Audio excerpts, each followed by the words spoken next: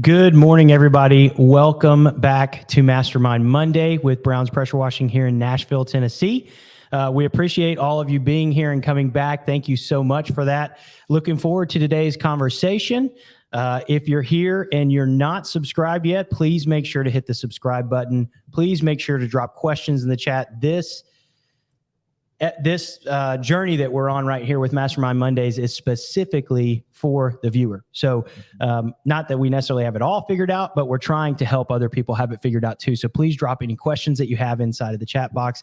If you're interested in being a guest on the show, we will have our producers drop a email address inside of the chat box to shoot an email to. We can unpack your business, unpack areas that you want developed better, need developed better, whatever the case may be. But ultimately, thank you so much for being here. We really appreciate you guys. And I say we just jump right on in. Yeah. Hey, before we begin, why don't we go ahead and introduce ourselves? Tell our viewers what area inside the service, inside the company, would our expertise be most useful to them when we end up sharing. Yeah. My name's Josiah LeBeau. I'm over the operations inside the company, anything to do with cleaning or organizing the infield team.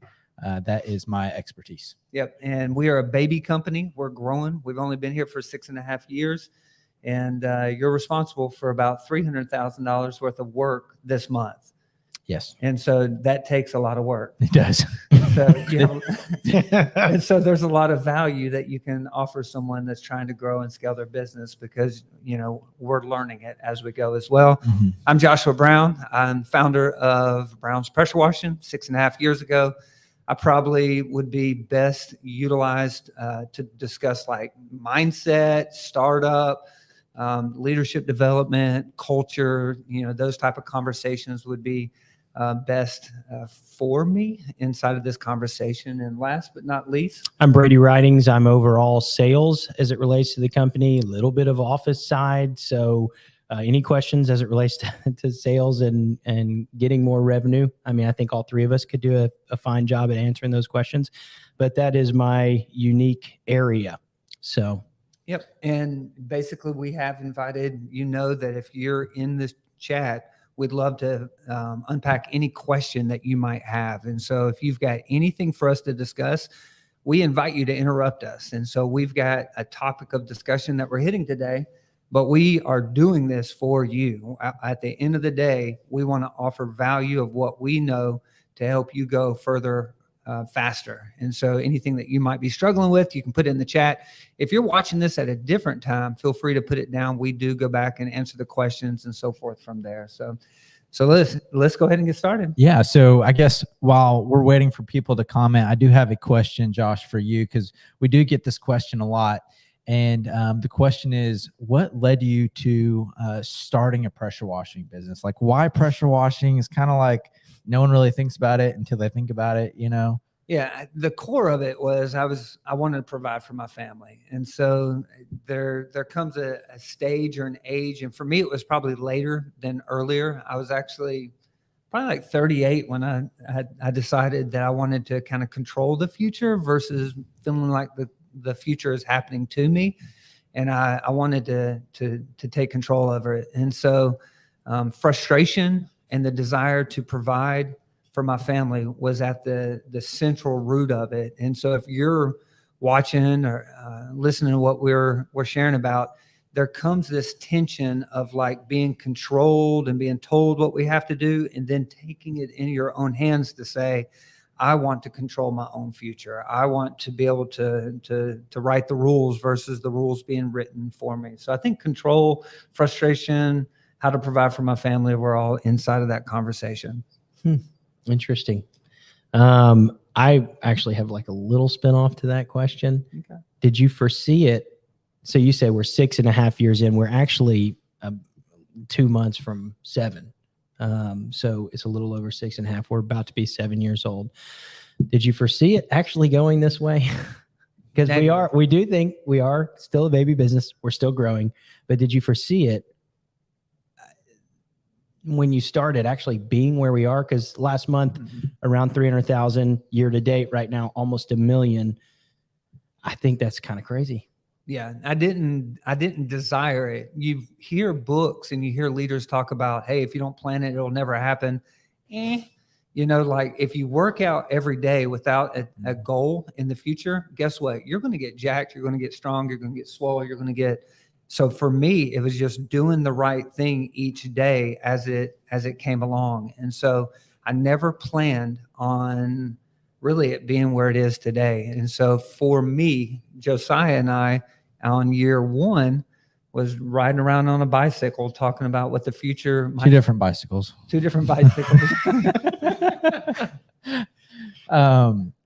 So you started it for security. Yeah. And you started to provide. Has that same why transferred to where you are today? Is it still there, or has your why changed over the years? It's still there, but now it's stronger for the team that we have. Like literally coming to work today, I'm thinking about the dudes that are working for Brown's Pressure Washing, and my heart is like, man, they're married, they have kids. We've got to grow. We've got to provide for them. We got to figure out ways for them to get bonuses. We got to figure out a way. So for me now, I have a strong burden on the inside of my chest to help them provide for their families. And so it started with me providing for mine. But then I'm like, okay, we've got to do everything we can to provide for others. And so similar, but it's not for me now, it's for others, because obviously, we're providing for because of the growth we've experienced. That's so good. If you're inside of the chat right now, please drop one of the things we're trying to create in here, further past business knowledge, advice, and whatever, is just a community on here. So we'd like to get to know all of you guys. If you have like a username that's different than your normal name, if you feel comfortable, you can drop your normal name in there. We're going to try to retain all this information and get to know you guys over the course of this upcoming year. But when we started out, inside of pressure washing, there's just a list inside of pressure/soft washing. We almost don't pressure wash almost anything anymore. But there's a slew of services that you can just start out with having. How did we get to a place where we decided on what services those were? Probably a better question for Josiah. But what services do we offer now, and how do we get to a place where we decided we wanted to do those services? So there's like 3 different questions in there. So I'll do my best to unpack it. But I know in the beginning, as a young company, we had a lot of opportunities to offer a lot of different services. I know we did window cleaning. We washed the inside windows, the outside windows. We did vine removal. Yeah. Hey, can y'all remove these vines? Yeah. From like an 1800? You sell it. I can clean it. That's what he says. Just because you can do something doesn't mean you should. That's something that we learned very quickly on. There was a big white house, and it had vines all over the house, and we had someone inquire about us coming and removing the vines. And Josh said, "Hey, Josiah, you think we can remove those vines?" I was like, "Yeah, we can do anything." And so just because you can do something, it ended up taking us like 5 days or 6 days, and weeks. Josh was out there with his family and his 3-year-old pulling all the vines off.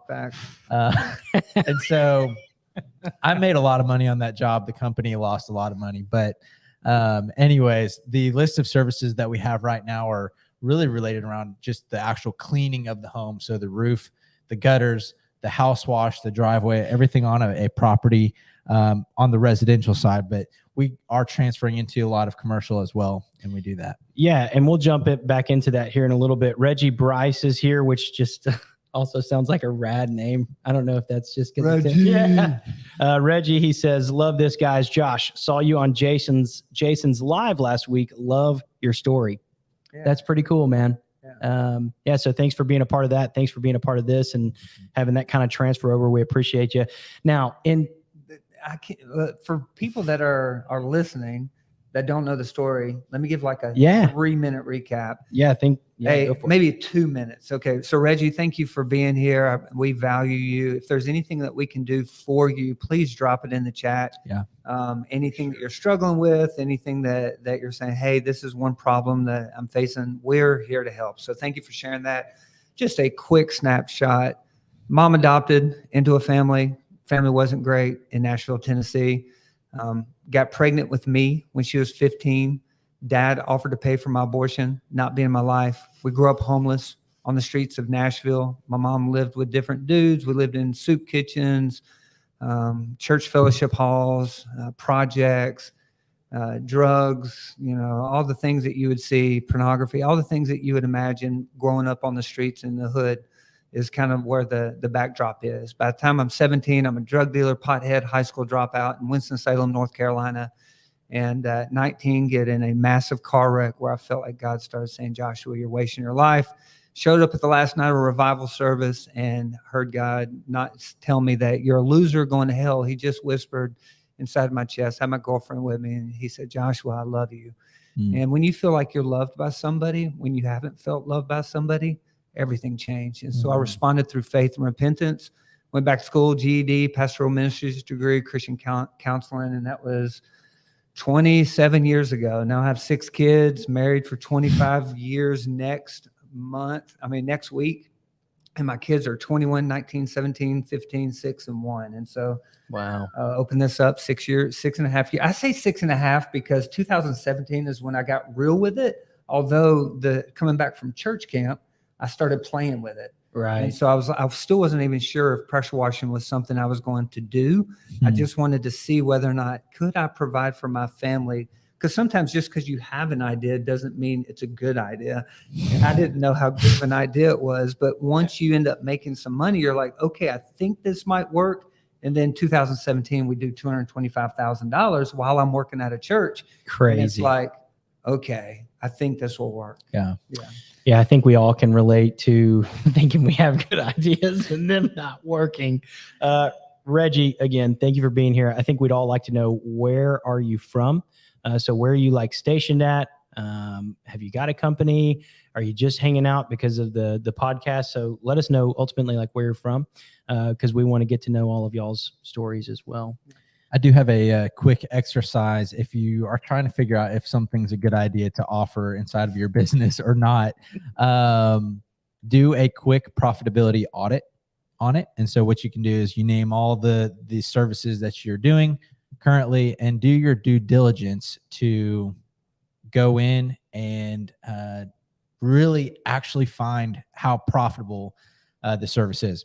And so once you've done that, list it, account for your time and your mental bandwidth inside of producing that, and then rank everything, and then maybe end up deleting the bottom. Can you unpack that mental bandwidth like a little bit? So like I would say list like 4 services that we've got, whether that be like, house wash, roof, whatever you want to do, and kind of share a little bit about the profitability and then unpack the mental bandwidth it would take.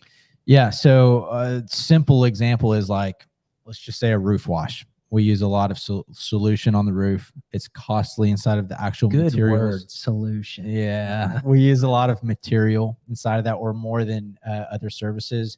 And you compare that to like a vine removal service where there's absolutely no cost, but the time and the bandwidth of producing that, like, yes, it may not have a lot of material cost, but just the amount of energy you have to put into it, it's not worth what you're going to end up producing. Yeah, I think you get to a place too where like if there's a guy in a truck out there pulling vines off of a house, profitability could be high with this one. Mm-hmm. However, the amount of work that truck could be doing somewhere else, turning and burning profit, Mm-hmm. is going to outweigh that. And morale. Yeah. You might lose a couple guys.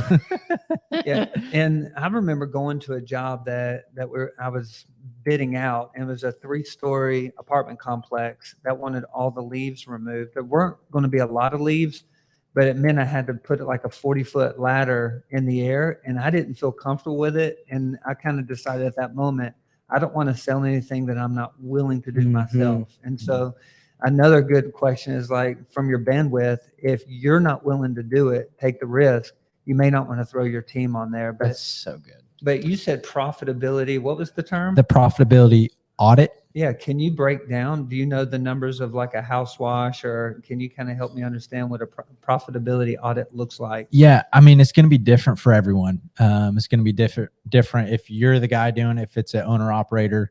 And so I can tell you about how to go about doing it, but I can't really tell you what yours would look like.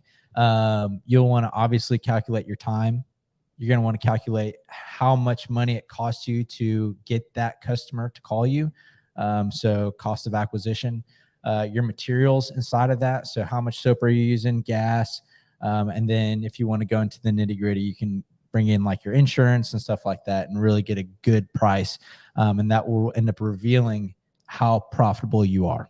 And I would say too, that's not a tiny project. Mm-mm. It's a long project that is worth doing if you want to really dial in everything and know then, therefore, what is worth doing. I think it's hot on our minds right now because we're kind of running through it. And I think it's a normal procedure to kind of continue to go through. But we're in it right now with some of our different services, finding out really, hey, like some of the more frustrating that requires more mental bandwidth, maybe, or office, reschedule, stuff like that we're going, is this service worth it? Could we replace it with a higher profitable service, learn more about that service, and then market more for that and replace this other service? So we're kind of in that right now. Wesley Jack has jumped in, says, good morning. Thanks a ton. Wesley is our Birmingham location. So we've got a few different locations. Wesley Jack is our Birmingham, Alabama location that is absolutely thriving and killing it.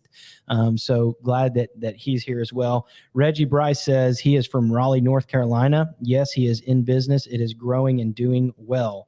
Your live popped up, so I popped in. I'll definitely reach out in the future. Thanks again for what you guys are doing. Reggie, please do reach out in the future.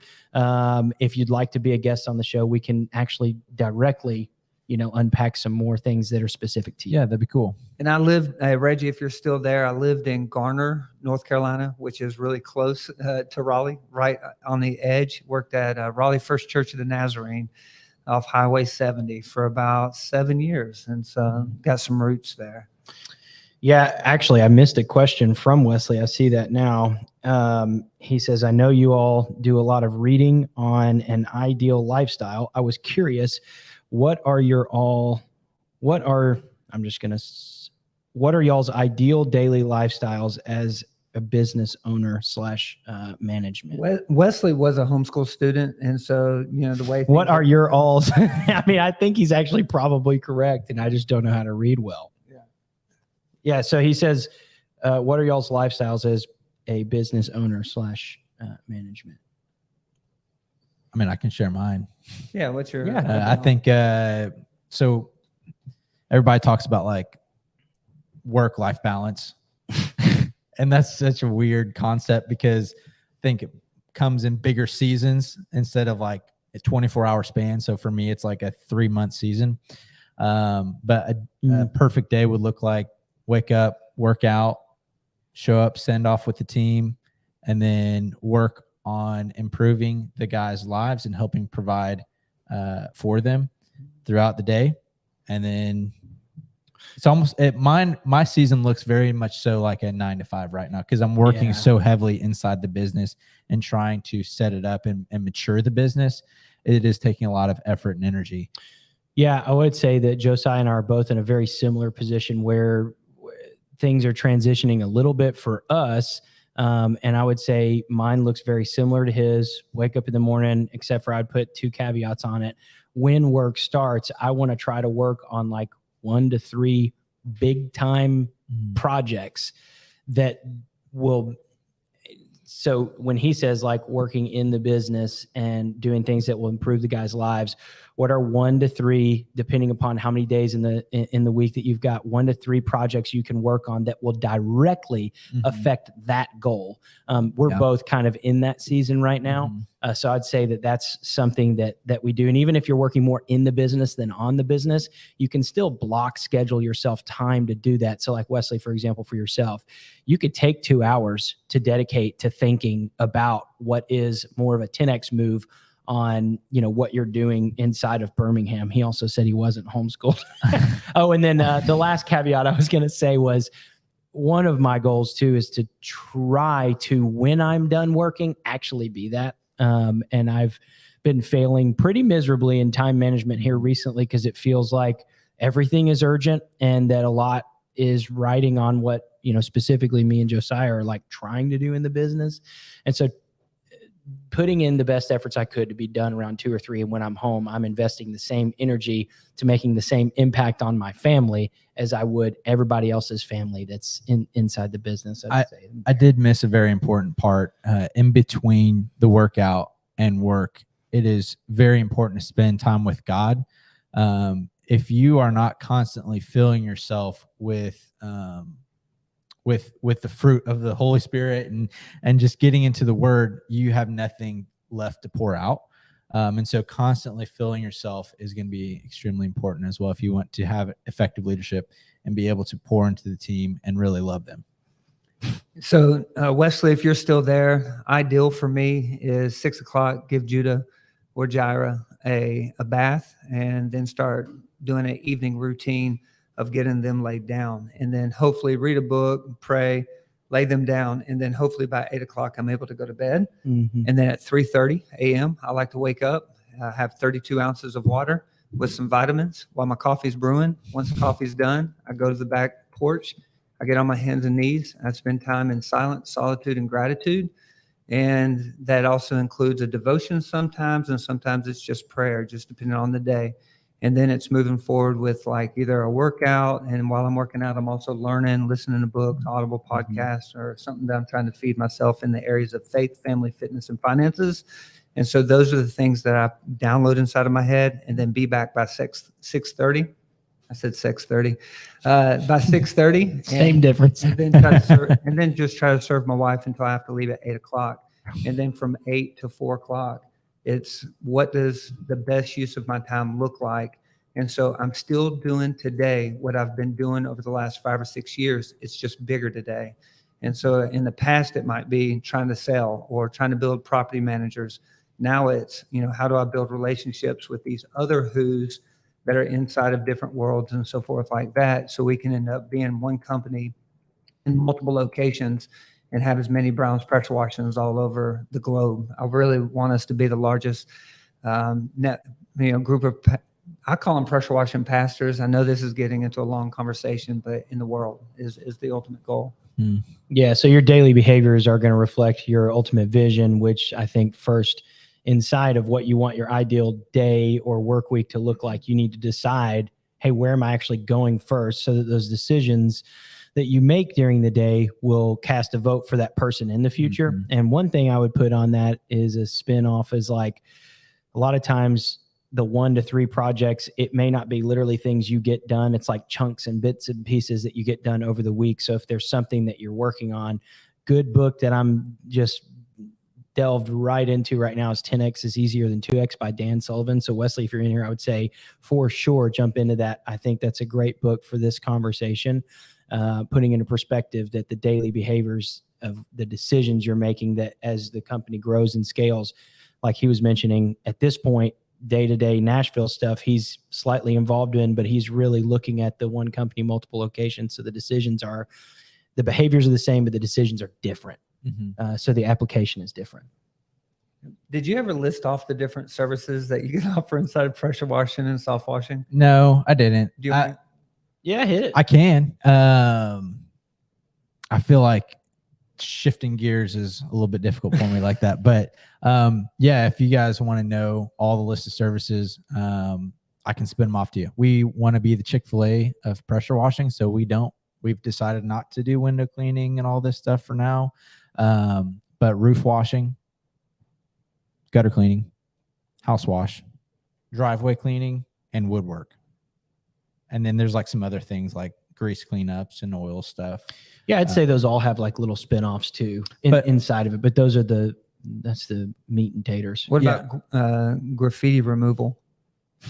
Yes, sometimes. That would be under building or house wash probably, or driveway, whatever. I mean, all those services you're basically doing the same technique, only slightly different here and there. I mean, you can basically clean everything with the same stuff.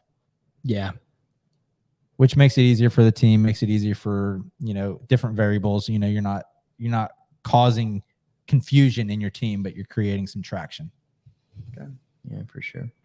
Brady, I got a question for you. Hit me. If I own a pressure washing company and I am trying to figure out how to make more money or add value to a job, mm-hmm. Are there any secrets, like for anybody that's watching right now, anybody that is online, is there anything that you can share with them that they can just right now this year add more money, more revenue by adding this just one thing? Is there anything that you'd recommend? Is there anything we've done over the course of the last 3 or 4 years that we added it to our company and ended up helping us make more money inside the company?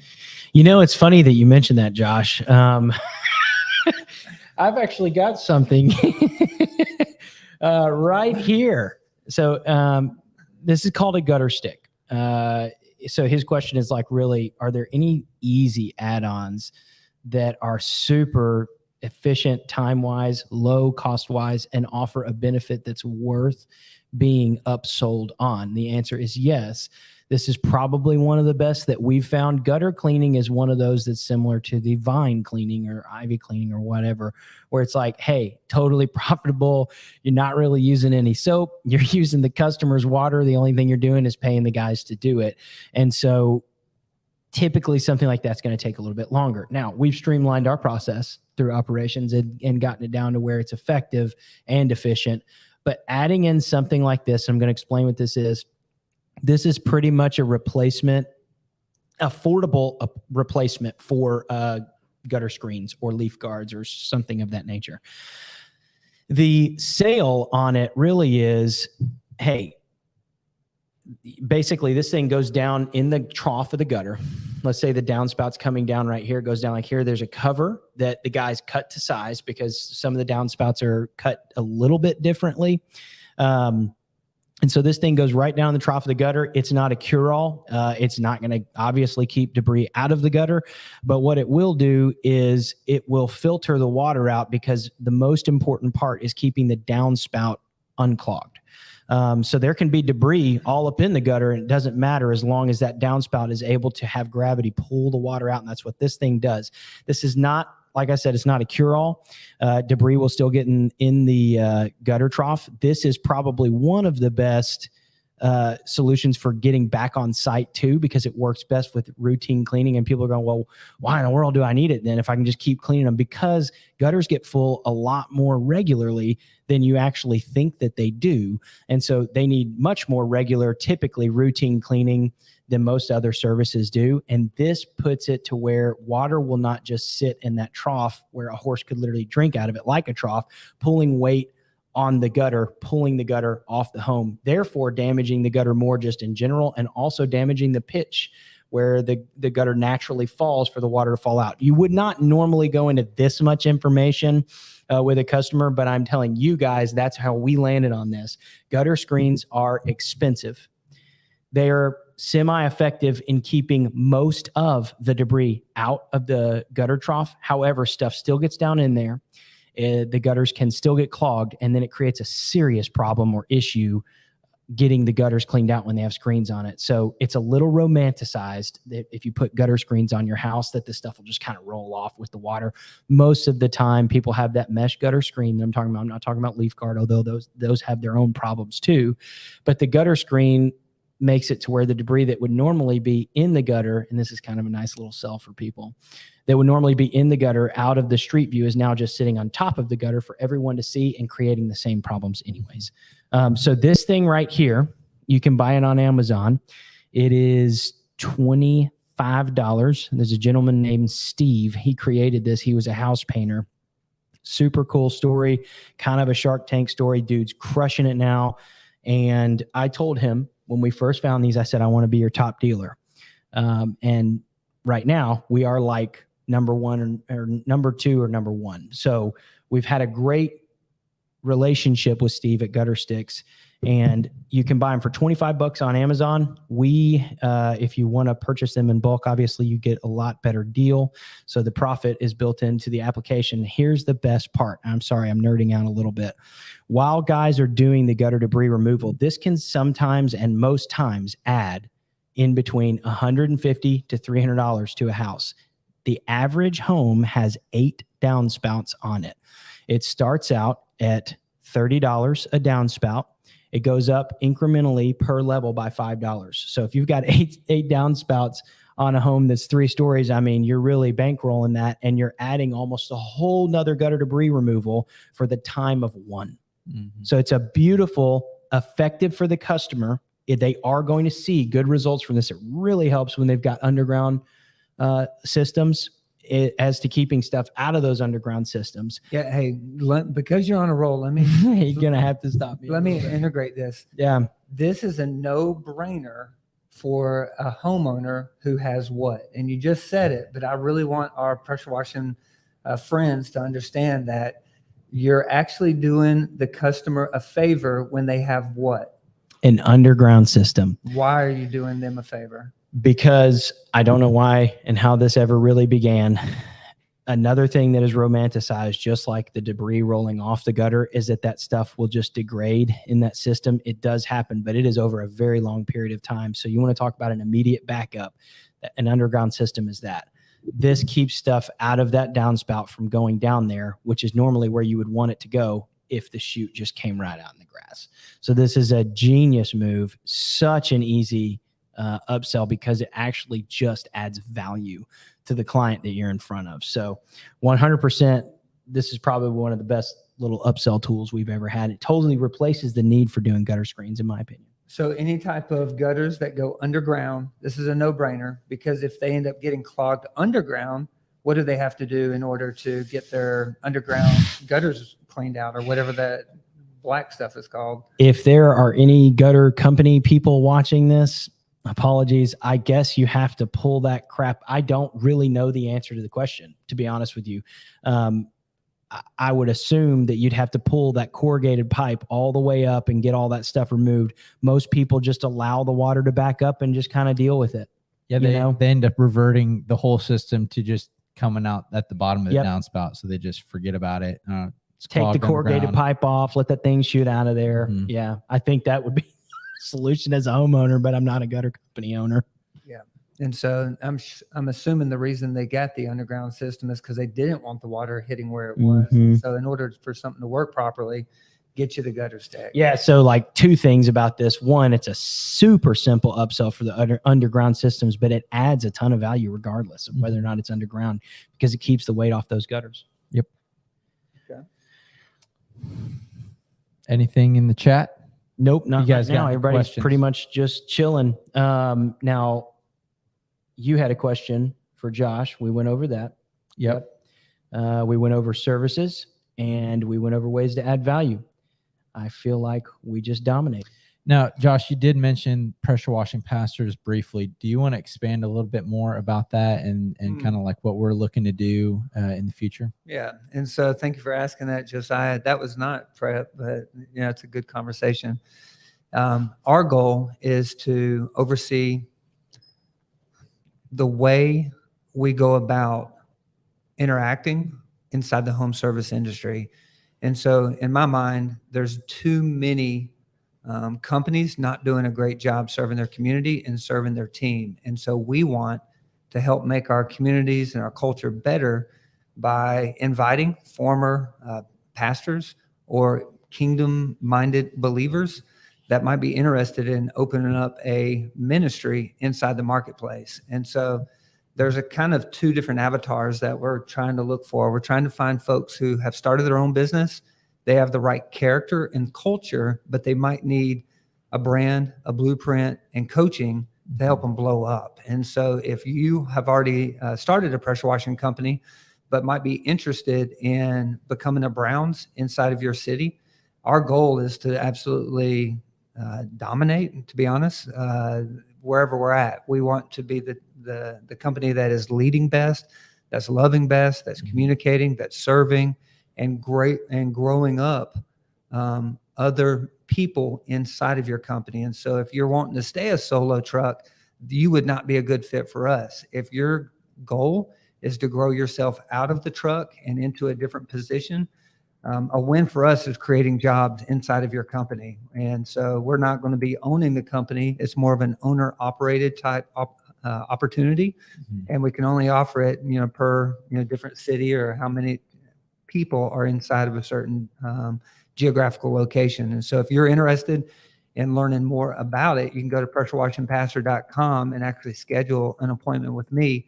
But to be honest, there's 3 requirements even to get into this conversation. And that's usually where the rub is you've got to be faith-driven, gospel-centered servant leaders, because that type of person is going to be most receptive to the culture and the coaching that we're going to be about, because it's not about just making money, but it's about making a difference inside of your own life and inside of your family and community. And so we want to pour into those that want to pour into other people, which is where we get this pressure washing pastor. I get this pushback all the time, like, I'm not a pastor, or how do you see this as a pastor? The Western mindset has it jacked up. And if you're a pastor watching it, thinking that a pastor can't serve the city or be a missional community leader, I think you've gone to too many universities and you've institutionalized yourself to not realize that a pastor is someone that shepherds that which whatever they have. And so a role of a shepherd is to provide, to protect, to lead into greener pastures. Like, the mind of a shepherd is that of a pastor, and we are called to be pastors of our own lives, of our family. And if you're a business owner, I would say you're called to pastor that business. And if you're inside the community, I'd say you're called to pastor your customer by loving them, serving them, and offer yourself to them. It's not you up here, it's you down here. And so a pastor doesn't have to be an ordained minister that just reads theological books and tells everybody else what to do, but they themselves don't do it themselves. Wesley said, I'm in an area with a lot of competition, with some being pretty large. Being a small company starting up just a few months ago, what are the key things that would give an edge above? Well, we ain't going to reveal all that information. So belonging to a Browns, Wesley, is one thing, is going to give you a competitive edge. One of the things that we have is we have YouTube channel, we have videos, we have tutorials, we have coaching, we have experience. And so if you want to have one up, get connected with a group of people that have already gone there and know how to handle the situations that are there. And so I'd say get a mentor and get a coach, and stick with one coach, one mentor is one thing that would give an edge. And then make sure you're investing in leadership, marketing, and know how to sell. Yeah. I think that's a good tip. I think maybe each one of us can give like a quick little tip.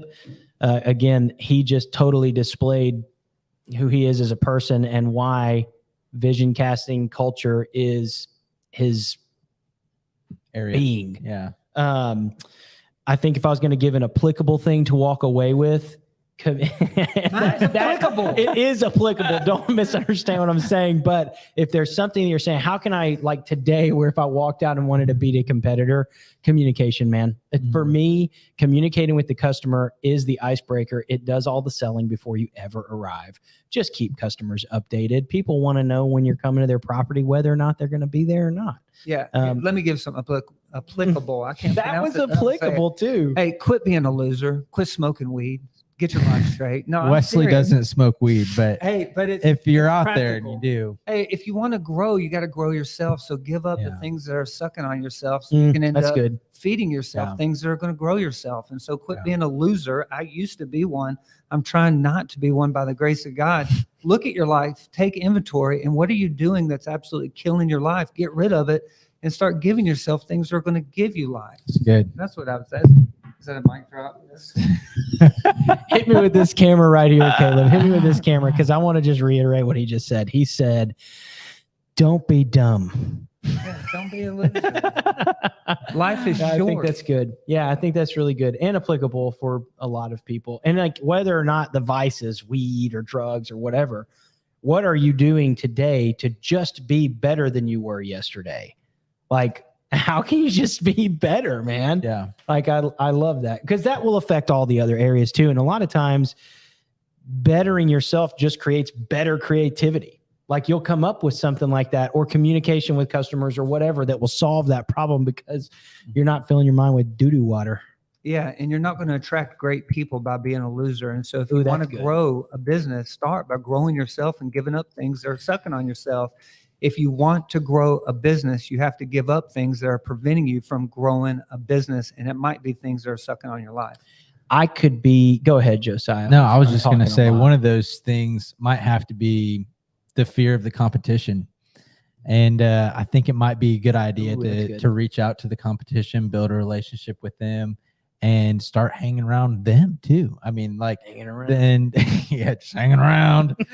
That way, when they drive by and they see your yard sign, they're not ripping your yard sign out, and you're not ripping theirs, and you're not creating bad culture inside of the industry, but more of a relationship-based, healthy, competitive industry instead of enemies. Yeah. And I would say, here's a bunch of stuff. Here we are talking about it forever. And this is my problem because I talk too much. Build a relationship with the customer that if you lose, not only do you get another shot, but they'll tell you why. Like, prioritize the relationship over winning the job. Not in a sense that you just want to lose it, but where if you still lose, you have a relationship with that person where they'll explain it to you so you can be better and give you another chance next time to win. So I'd say focus on the relationship.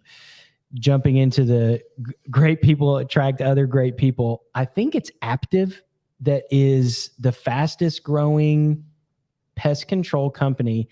And this dude built the whole thing, I'm pretty sure, alone off a door-to-door team. He just ascribed to great people attract other great people, and this company is blowing up, dude. It's humongous, and it's all door-to-door stuff. It's totally seasonal job. He's got guys coming door to door. So great people attract other great people. Yeah. Also brand yourself. I think it's wise, to brand yourself with the Browns. And if you don't brand it with the Browns, if you don't brand it with the Browns, If you don't brown it with a brand. if you don't brand it with the Browns, brand your business. If you have a truck or a trailer, get something that looks decent on there where people can say, yo, that's a pressure washing company right there. Because there's too many trucks and trailers rolling around, and the only thing they got is no phone number. And the rig, like they may have a sticker on there. That is super applicable. The money you spend, that thing is a moving billboard, literally. Right.